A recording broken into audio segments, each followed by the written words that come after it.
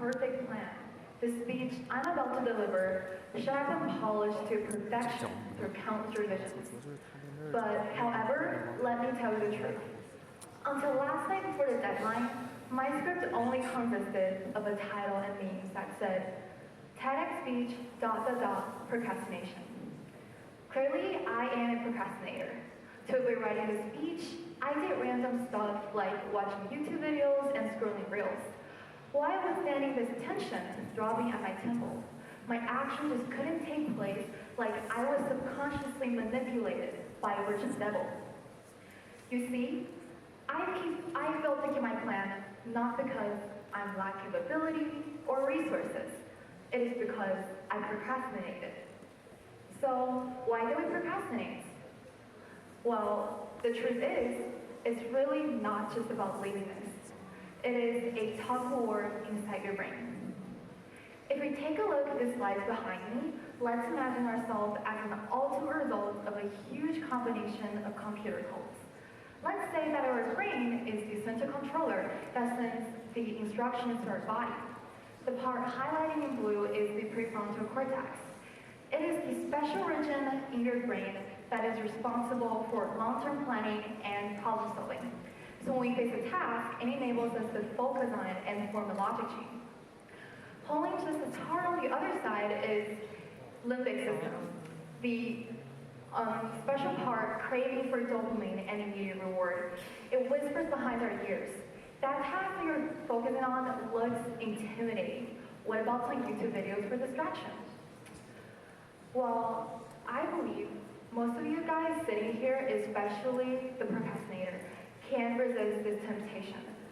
So we put away our task and started to scroll on our phone.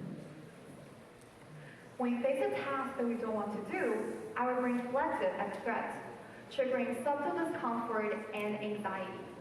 Scrolling through videos or social media is just like giving our brain a candy bar, a quick hit of dopamine that offers temporary relief.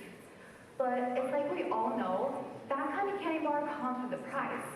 The original task doesn't vanish itself, instead it reinforced and loops in.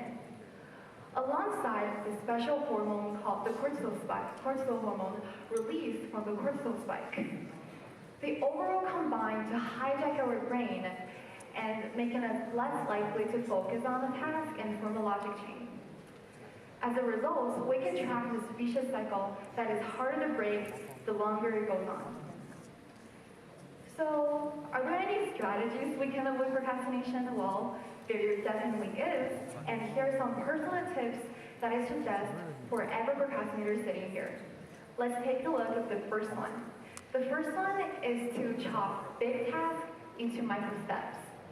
Stop telling yourself that I have to do 4 pages of calculus tonight, or I have to write a brilliant essay. That is indeed intimidating. Instead, just simply open your laptop and write 3 bullet points, or just go over all the formulas that you learned in calculus class and start with the simplest question. Once you start, you have both the momentum to continue. The second one is a bit abstract, but let me explain, is to reward your progress. It's like what we previously said, our brain has a special system called limbic system that craves for immediate reward. Let's just use that. Prompt yourself to watch an episode of your favorite show after completed a section of your work. Use small pleasures to bribe yourself into being more productive. Finally, is also what I think the most important, is to tackle perfectionism. We don't have to be perfect. Always remember that a passable first draft is infinitely better than a blank page. And at the moment we embrace the word good enough, we have disarmed procrastination's biggest weapon. So when I finally utilized these strategies shown above to complete the speech I'm giving now, I had a realization. What we need is not a monumental once-and-for-all victory, but we just need to fight and win these small daily rebellions against our impulsive brains. Overcoming procrastination is not some distant shore. It is just right there in the moment that we decide to open up our laptop and type the first word. It is the moment that we close the app and open the book. So So, dear procrastinators, procrastination isn't a character flaw. It is just an unhelpful habit of our brain, and we're all engaged in this tug of war within ourselves. So, next time we face a task, promise me, do not wait for the best moment to start, because the best moment to start was yesterday, and the second moment is right now. Thank you.